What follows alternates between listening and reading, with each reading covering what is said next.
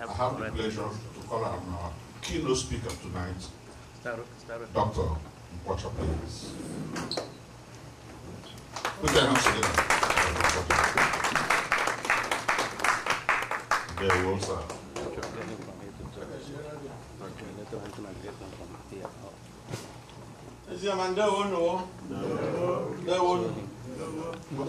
Mr. President, and the newly elected executive members and members of the board of directors. I just want to say thank you for giving me this opportunity to give the keynote address. Incidentally, this is not going to be an academic paper by any means. In fact, I wished I would just take the microphone and chat with you all, because I'm so happy to see all the students, ex-students of Ezema High School and their family members here tonight. And the music that's playing is reminding me of those old days. I don't know about you, but the thoughts that are going through my mind reminding me of how we struggled as students. And now we are here. So let me just say from the onset that I am proud to be an alumnus of Ezema High School. Very proud of it.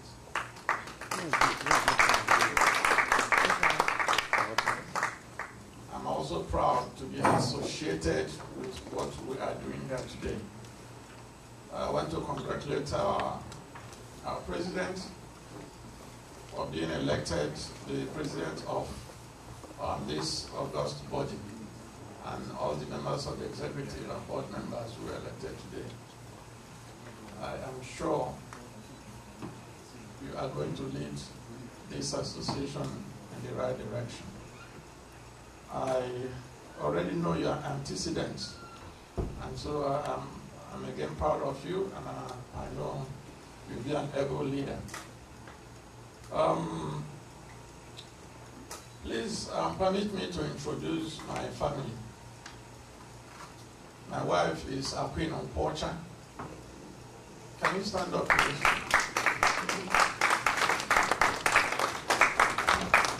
I think I should rightly address Lolo Queen Nkwocha.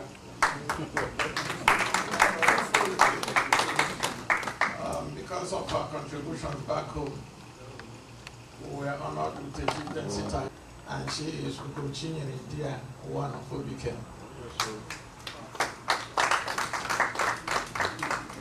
We have a little girl there. She's 9 years old, Divine Nkwocha. Can you stand up, please? Thank you. Our second daughter just stepped out. She was here. And we have a family friend, Dr. Ada Konyebuchi. She's a FAMD, and she works with Bentop. So, yeah, they are all here to grace this occasion today because they are proud of me. I'm proud of Eziama High School. I have told my children so many times about Eziama High School, and I want to encourage every member of this association, tell your children, tell them the story of Eziama. Like we're all saying, Eziama High School is a unique school. Do you all remember the color of the uniform we used to use then? White and blue, sparkling blue. You needed to see Eziama High School step out during the Independence Day ceremonies, Children's Day. You needed to see our school march, and we won most of the trophies because not only were we disciplined, we were always immaculately dressed.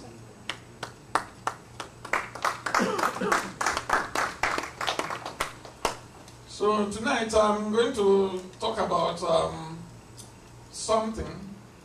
But before I talk about that, I want to tell you, I thought about what to tell you. I thought about what to say this night. And I said, okay, let me cancel a few things. First, I wanted to talk about coming to America. Because that's a story that everybody has. Unless you came by lottery. Every person that came to America has a story of his odyssey. You have a peculiar story to tell. I came to America as a visitor. In fact, I had worked in my hospital for 15 years without going on vacation for one day. And I decided to take a 1 month vacation. For once. The last vacation I took, I went to California, and that was in 1987. So 15 years after that, I just needed to take another vacation, and I'm still on that vacation.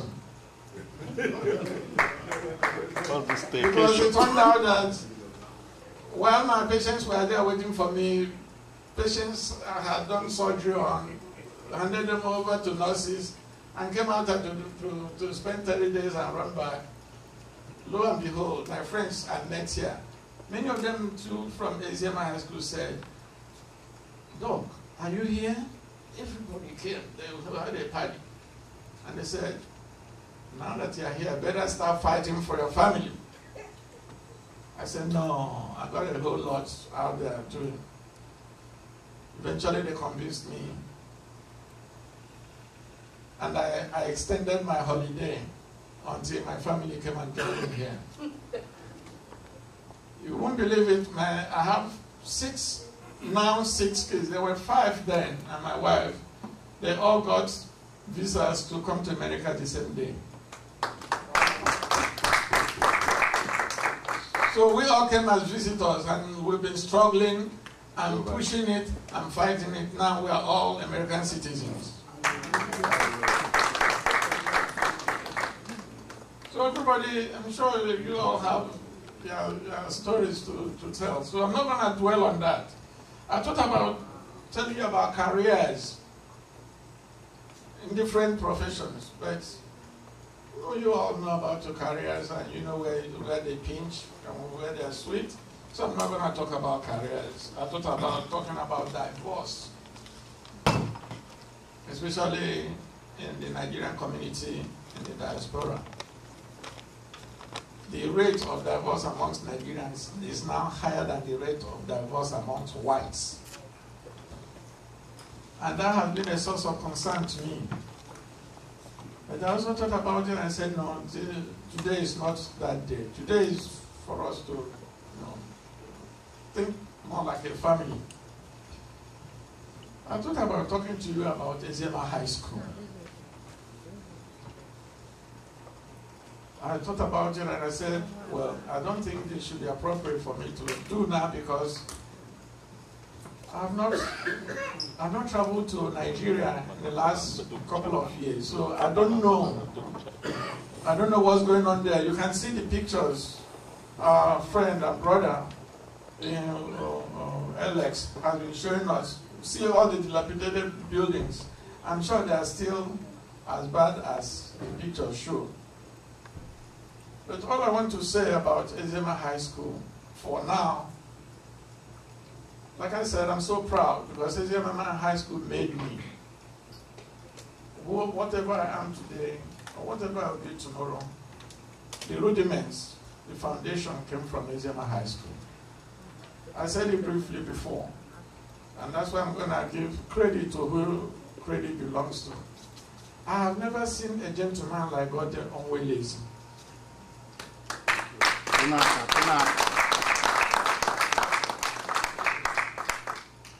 Onwelezi, me and him shared the same corner with our other friend. What was his name now? Felix Owunne. He finally ended up living in Port Harcourt.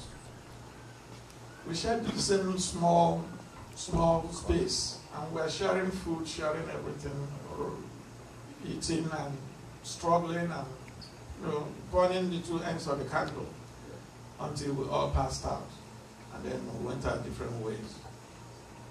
When I came here, nobody didn't know until I had spent like almost 6 months here. I was looking for him, and he was in Houston. I didn't know where I had to find him. Somebody took me to his office, and as soon as he saw me, it was like the gates of heaven opened. God took me in. In fact, gave me a job in his office. He said, "What can I do? How can I help?" I said, "I'm here. I don't know what I'm doing, and my bags are still packed. I'm on vacation." To cut the long story short, he helped me find my feet. When I went to see my family back home, he was still paying an allowance for me into my account. So by the time I came back from Nigeria, there was a little money in my account, and my family followed immediately. And we were able to start living. And then about Ezema High School, what else would I tell you? I was the chapel prefect. But more importantly, I was the first national president of Ezema High School back in Nigeria. Wow.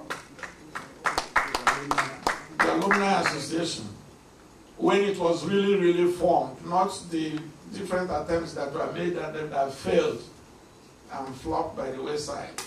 In fact, under my humble leadership, we had the very first homecoming for Ezema High School students in Aba. And it was a great occasion. Because of my involvement in politics, I could not continue the leadership. I had to hand over to Osudo's group, Osudo,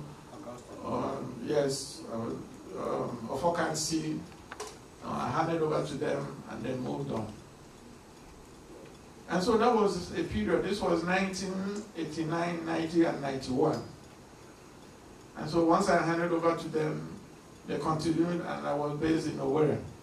And so, although I continued to monitor what was happening until Dr. Wobu, the dentist, eventually assumed the presidency of the association and continued. So, I'm aware of the problems of the school. We visited the school. We took a census of the property and what was needed to be done then. But knowing the political situation there, then we couldn't do much. You wouldn't believe it that they had sold all the land in that school up to where the library is now. Because that was where all the rich men in Aba went and bought land. Everybody who had money in Aba went to the banks of our school, up across the rail, down to the river. They bought up the whole place. And so even if you wanted to expand the structures in the school, then I don't know what it looks like now, you couldn't. And so, like I said, I will leave the story of Ezema High School. The way now I like it is the way we are here, we're all talking about it. I was also in Ezema High School, I was the Scripture Union president, apart from being the chapel prefect. And I was elected Scripture Union president in 1971. And I continued being the president till 1973. And I was elected when I was probably about 17, 18 years of age, because I was the youngest president of the union. Akano, Mr. Akano, that's one of the late members of the association, Mr. Akano, and another late person, Mr. S.A. Aranya, the principal that handed over to J.W. Mogu. He died of asthmatic attack. So those two parts of our association, the school, are also late. And then I wanted to tell you again about child upbringing. I thought about talking about bringing up our children, but that matter is still a contentious issue in America. We all know that your children can call police on you now and send you to jail if you don't want to spare the rod. If you try it on them, to caution them like they used to do to us. My father used to have what we call koboko. And his own had 3 prongs. And each end of the prong had a knot. Oh, yes. And it was as long as 6 feet. So he wouldn't let you come near him when he's beating you up. He would hit it and he would hit you on the occiput, at the back of your head. And you will see stars. And so if he does that to you once or twice, you straighten up. But you can't do it here. And we'll see what's going on with the children. And because you can't correct them, many of them are being moved and shoved and influenced by their peers and by what they tell them in school, in spite of the fact that we come from a different culture. But we're here now, and so we have to move with the American culture. I wanted to talk to you about this association and why we must make it exist. Already what has happened today has convinced me that this association certainly will survive, it will exist, and it will move forward. I want to commit myself to whatever I can do in any way to help this association to be a success. I'll be very glad to do it.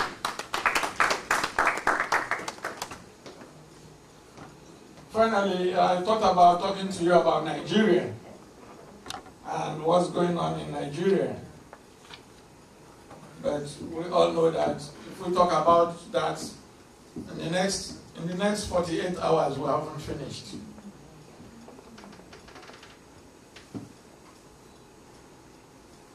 I just mentioned to you in the morning that I was once a local government chairman. By the grace of my people's voting for me in 3 elections.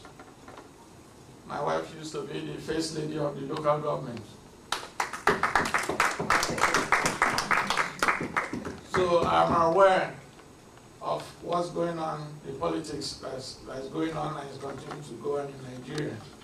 However, today we're going to spare ourselves of the agony of talking about Nigeria and the problems there. I thought about talking to you about Ebola, but I said no, Nigeria has been given a clean bill of health, and so there's no point in visiting a dead issue. So I also decided to leave off Ebola. So tonight, what have I decided to talk to you about? I just want to talk about aging. And I'm going to talk about aging not like a medical doctor or like an academician, just like a child.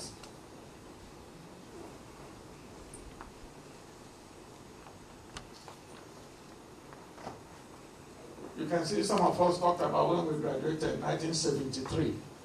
That's 41 years ago. Can you imagine that? And some people graduated in 1971 amongst us. That's quite some time. And so our age group, we have, if you plot the curve of life, we're on the other side of the curve now. Over the hill. Yeah, over the hump. And so I just wanted to share with you a few funny things we need to talk about or know about concerning aging. Like I said, this is not academic. One, how do we know we are aging? The first thing is the fear of aging itself. You don't get afraid of aging unless you start aging. Two, when AARP starts sending you letters in the mail, suddenly from nowhere, you didn't write them, you have nothing, no business with them. Suddenly you see letters coming from AARP. You know you have gone the other side of the hump. Two, when reverse mortgage companies, when they start doing their advertisement and start putting their slips in your mailbox, many people don't know about reverse mortgage because it doesn't concern them because they're not 18 yet. So when you start receiving leaflets from reverse mortgage programs, then suspect that something is happening to your age.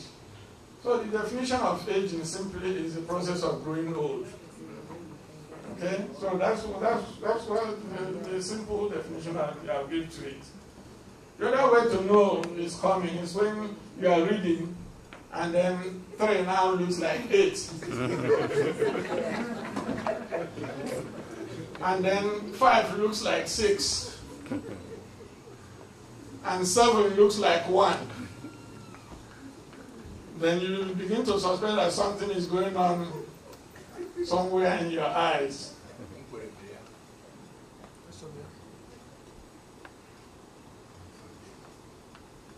The other reason why you will know that, which is common, when you start growing gray hair, this patch of gray hair I have here, I started getting it when I was 30 years of age. So I will not go by this, I will go by the ones on the side.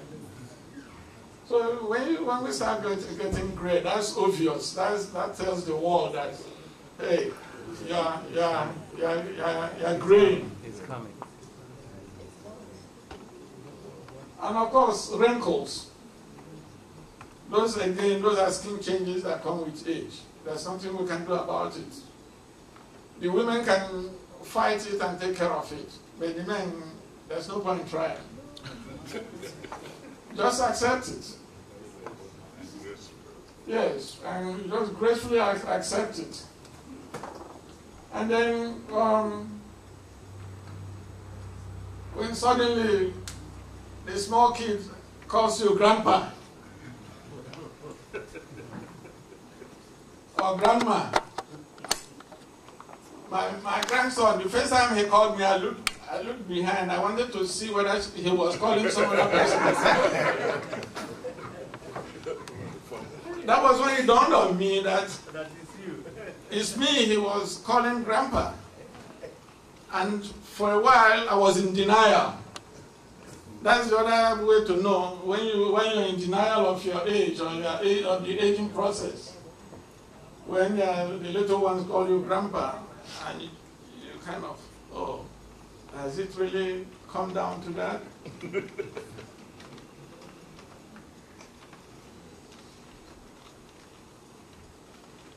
The other way of knowing is when you go into a hall, like this ceremony, the first thing you do is scout out where the bathrooms are. So you can sit close to the bathrooms. Because of course, the weakening of the bladder, the urinary bladder, happens with aging. You want to sit close so that you can go pee-pee as many times as you can. The other way of knowing that you are aging is when your spouse says, hey, that TV is too loud. Every time you put the TV to the loudest, we can't hear ourselves, we can't hear anything else. And you say, are you serious? So when your spouse tells you, please reduce the volume of the TV, know that something is happening. And of course, when you feel old at heart, then you're old.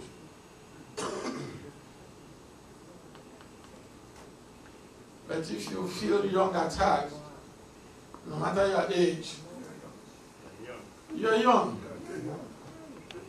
You're young. The psychologists will call the midlife crisis. The midlife crisis. You wake up one morning, you begin to review your life, begin to ask yourself questions. Where have I come from? Where am I? Where am I going to? What have I been able to achieve? What's going on with me? Am I ready for retirement? And we begin to think about those issues.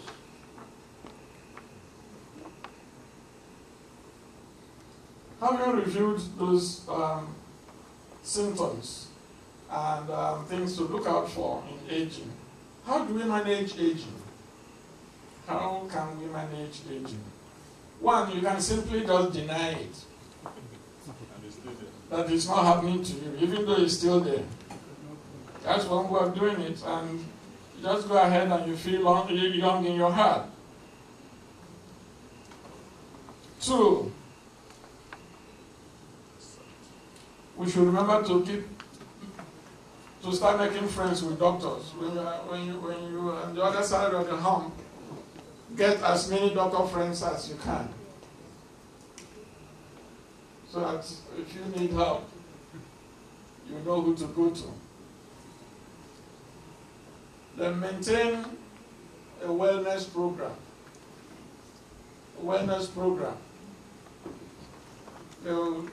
The doctors will talk to you about it, the nurses will talk to you about it.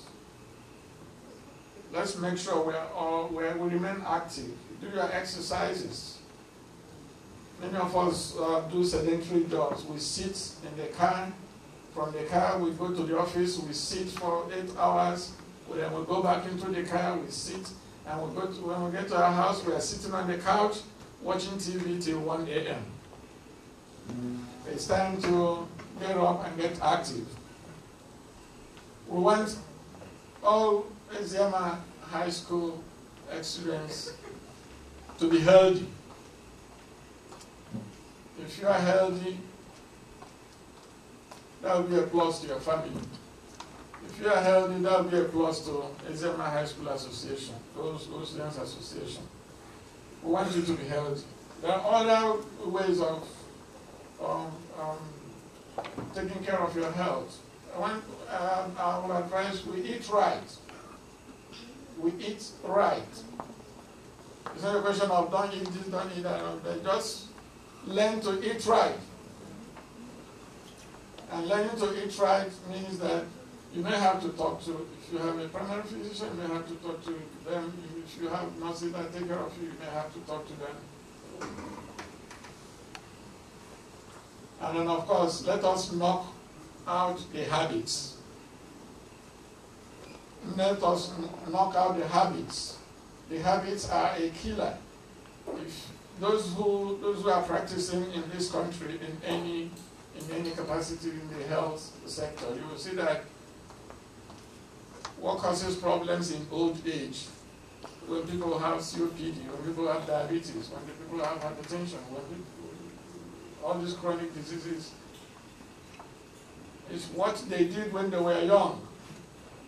Some smoke for 50 years, some smoke for 60 years, and then when the problem starts, the arteries are all messed up, circulation is messed up, they have wounds here, they can't heal, they have problems. So I will advise that we all get into the habit of keeping healthy.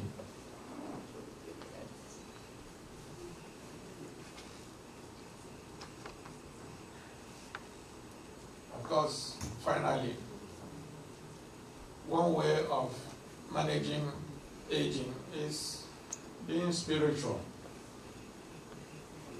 Anything we are saying, anything we are doing without going closer to God, we are missing out the icing on the cake. The icing on the cake of our life is our relationship with God. And first, I want to say, no matter where you are on the age spectrum, count your blessings.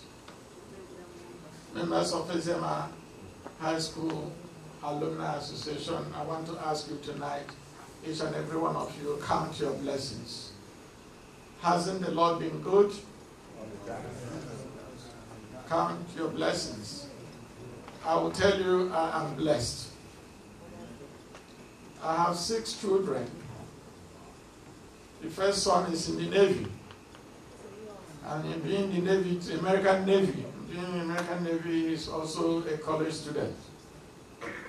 His twin brother is in Texas Tech, Lubbock.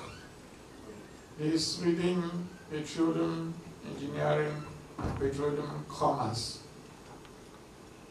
I have 2 daughters. They are part-time students at the HCC, and they also work. Our third daughter is a little girl you see there, and our third son has just graduated from high school. There's nothing else I can say I will achieve now except praying to God to get those children to become not just human beings, but good citizens who are well-placed and well-positioned to take care of themselves. Because God has blessed me. And so every day I count my blessings. I have a wife who is a great pillar of the family. Not just my own immediate family. She's a pillar of the big Nkwocha family. And I want to recognize her because she's a tough lady. That's the only way I will say it. When I make her mad, she calls me neighbor. Neighbor. And then when she makes me mad, I call her my roommate. But more importantly, I call her mom. Mom, that's my pet name for her.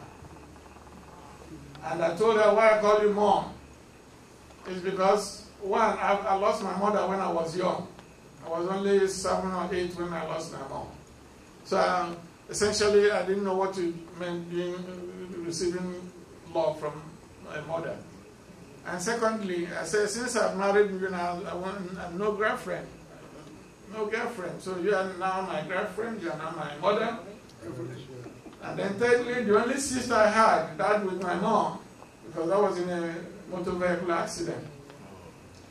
And so I didn't have a sister, I didn't have a girlfriend, I didn't have a mom. And so I said, you now have to act like all of them. And the best way to address you is to call you mom. So, I thank God for her. That's my blessing. There are so many other ways I can thank God for. And I have a senior brother, is Havenson. He went to government college from Waya. He's in California. He's a medical practitioner. He's there with the accountants. He's a chartered accountant. He's now in Lagos. Noble is a top engineer with NASA. They are sending on the scopes and all the stuff to the moon. And yeah, my senior brother is the only person back there in Nigeria. So all this time we've been hearing about kidnapping and non-kidnapping, killing and non-killing. It has not happened to my family. So why can't I say, thank you, Jesus?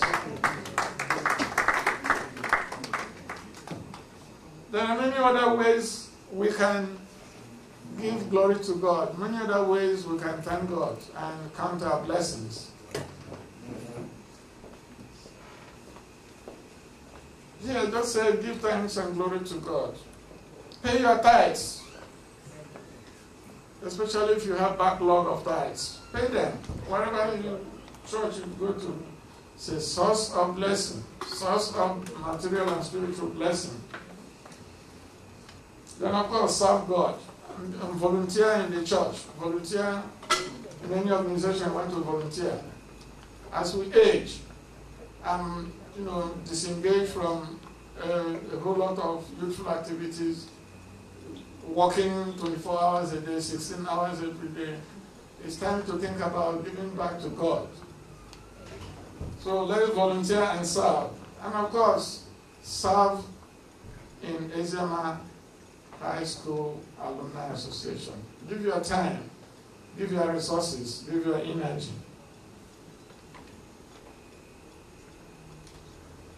And I said, like I said before, talk to your children about Eziama High School.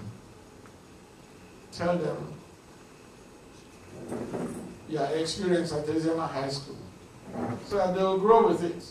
Even if they are going to do all their schooling here, and let them have in their heart, in their mind, the fact that this is my dad or my mom, and she went through Eziama High School. I'm not going to bore you further. I want to close.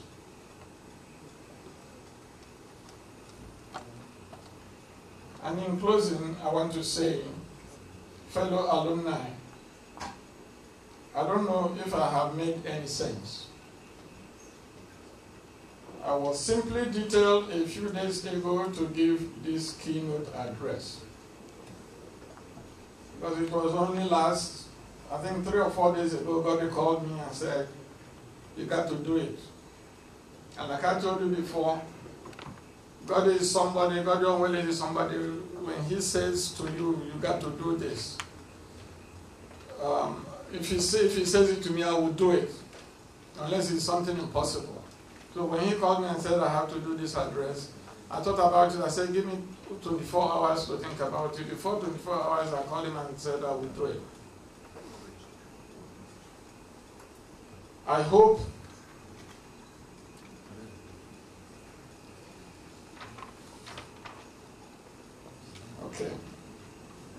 I hope it really gave us, what I have said, really gave us a key.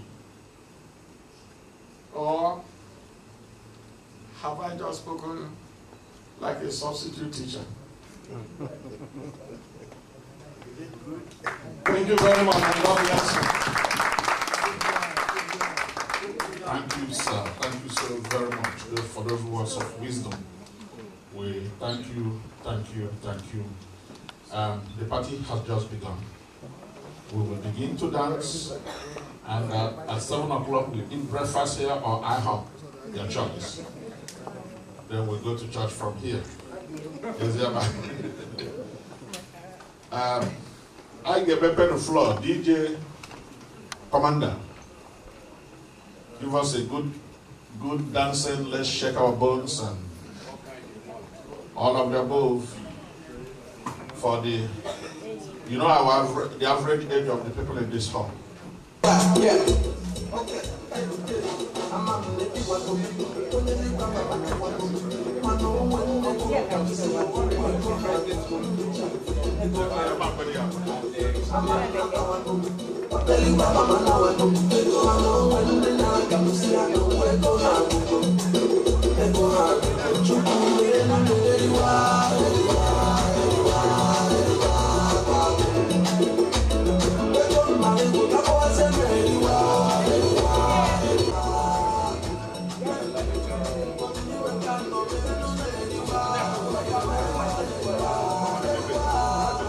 While that is going on, we are inviting all the alumni of Ezama High School and officials and everybody. Gentlemen, the hall is open. Commander, give it to us. And so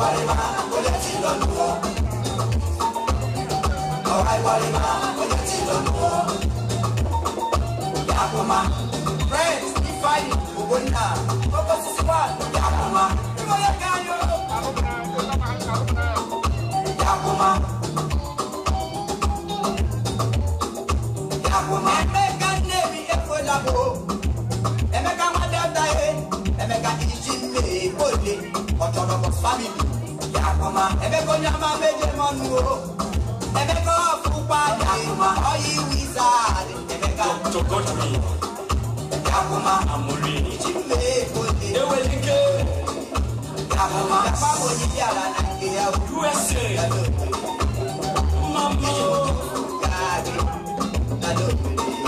Yakuma, Fuga, Mapoto, Roda, Yakuma, Loja Muzo, Shinabia. Papa, Yakuma, Loja Muzo, Shidano,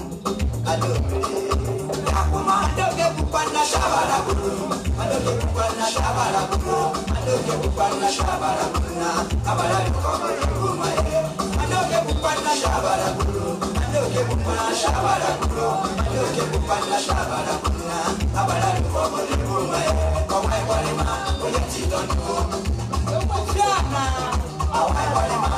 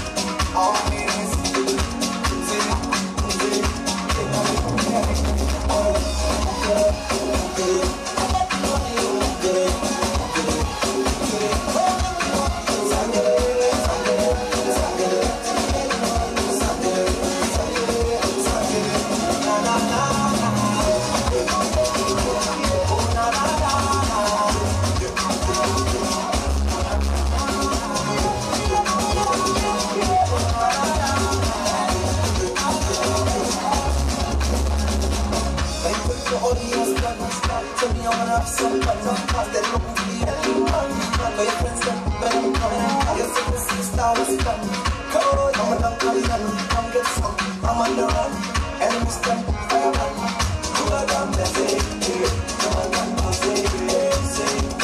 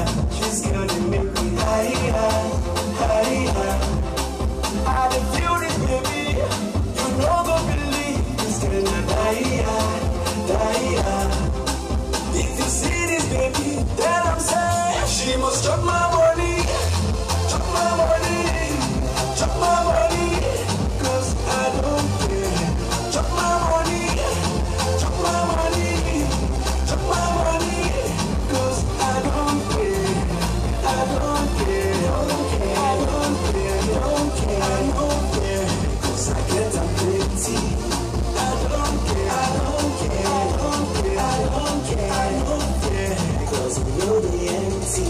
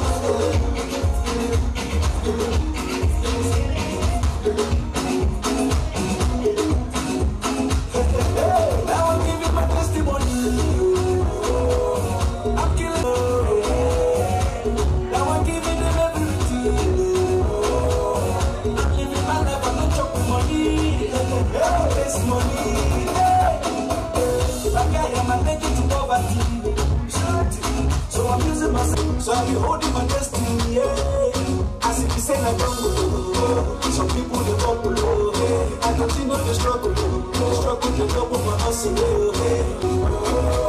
I'm living my life, I'm not talking money, yeah. I'm not wasting money, yeah. I'm a testimony, my testimony.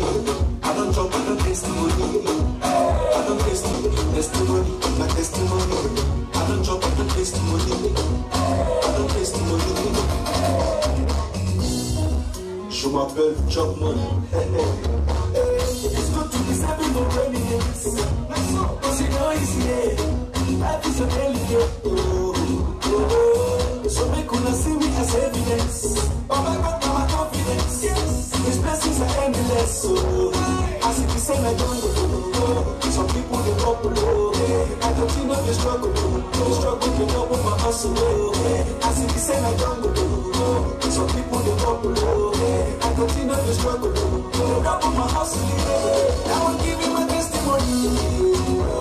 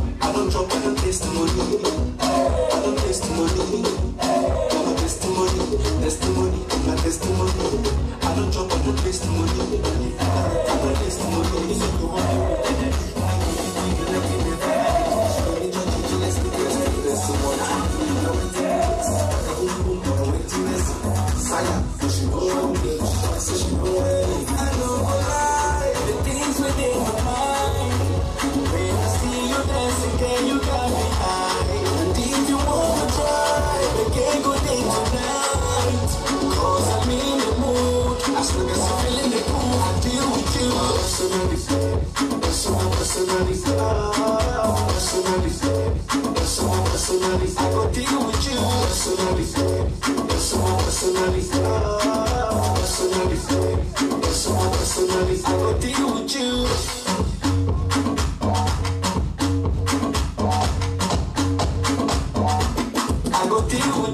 Personally, professionally, I see what you do intentionally. Girl, me want it physically, so give it to me radically. Emotionally, psychologically, you're turning me on biologically, sexually, dramatically. I just talk such no one. I know lie, the things within my mind.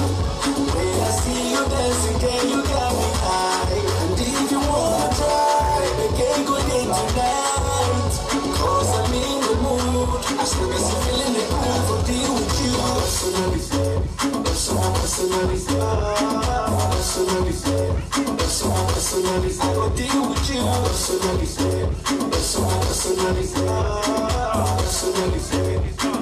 Personally, I will deal with you.